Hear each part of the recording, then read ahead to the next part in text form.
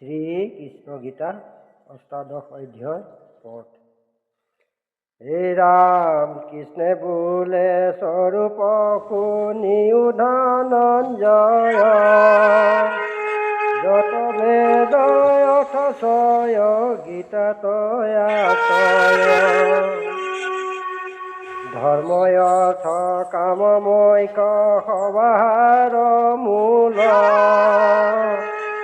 স্বৰূপত গুৰুময়ী মূৰলৈ বাবুল।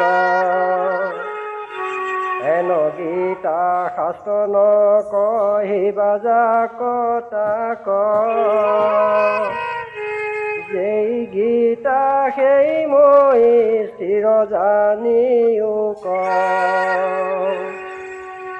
অভক্ত নকহিবা বাধু বাৰম্বাৰ, নকহিবা স্বধৰ্মত নিষ্ঠা নাহি যাৰ।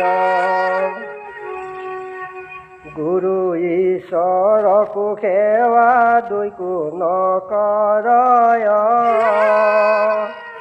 একো কালে তাক নকহিবা ধনঞ্জয়। শুনিবা ক শ্ৰদ্ধা নকৰয় যিটো নৰ, যিটো নজানয় মোক বুলিয়া ঈশ্বৰ। মোক নিন্দা কৰি অহংকাৰে বোলে বাক, তাক নকহিবা মই নিষেধি দুহাক। শুনিবা ক ইচ্ছা কৰে পুত্ৰ সম শিষ্য, যদি যোগ্য হৈ তাক কহিবা অৱশ্য। হে ৰাম যাক কহিবা নকহিবা সকলো কহিল, আবে ব্যাখ্যাকৰণ তাৰ শুনা কহো ফল। এই গীতা শাস্ত্ৰক যিজনে ব্যাখ্যা কৰে, মোৰ অতি প্ৰিয় কৰ্তা নাহি তাত পৰে। তাৰ মান পৰিতোষ কৰ্তাই আছে কোন, ইহ পৰ কালে নহিবেক কোন জন। তাৰো প্ৰিয় কৰ্তা নাহি মোৰ বেটিৰে ক, ইহ কাল নাহি পৰ কাল নহিবেক। এই মই এক ভিন্ন নাহি কদাচিত, মোৰ পদক পাই হৈ আনন্দিত। অথলৈয়া ব্যাখ্যা কৰে কহিলো নিৰ্ণয়, পাঠ মাত্ৰ কৰে ফল শুনা ধনঞ্জয়। মনে অৰ্থ জানি যিটো জনে পঢ়ে গীতা, সংসাৰত তৰিবে আৰু কোনো আছে চিন্তা। জীৱন্তে সি মুক্ত তিনি তাপ গুছে তাৰ, সদা বৈকুণ্ঠত থাকি কৰয় বিহাৰ। যত যজ্ঞ আছে তাত জ্ঞান যজ্ঞ শ্ৰেষ্ঠ, এই জ্ঞানে মোটামুটি কৰাৱে প্ৰবিষ্ট। অৰ্থ কোন জানে যিবা পাঠ মাত্ৰ কৰে, তাক শুনি বোলে মোক কোনে ডাক পাৰে।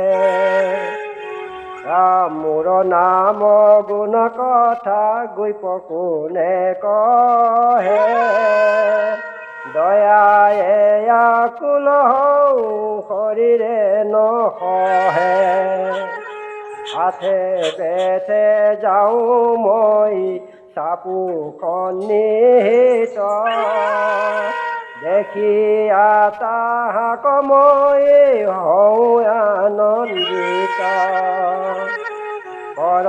মই আনন্দে পাঠ শুনি থাকো তাকে যেন মুখে অমিত কলহ নিয়াবাকে কিছু পঢ়ি আৰু নপৰয় যিটো জন তবু এৰি যাইবাক মোৰ নাই মন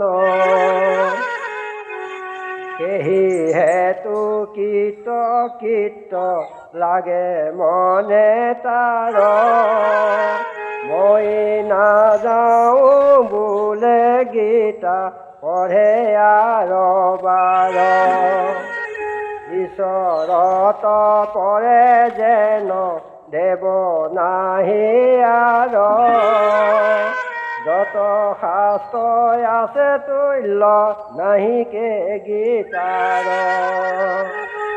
মোৰ নাম গীতাই আৰু জানা মহাভাগ নিষেধ বিধিয়ে দুইকো নপাবয় লাগ সংসাৰত তাক লাগি নাহিকে উপমা নপাৰো কহিতে মই তাহাৰ মহিমা বিশ্বৰত হৃদয় যা নিলয় আদি কৰি আন কিছু নকৰিলা নাম মাত্ৰ স্মৰি এবে কহো শুনিবাৰ ফল যেন হয় আনে পঢ়ে শ্ৰদ্ধা কৰি হয়নো যে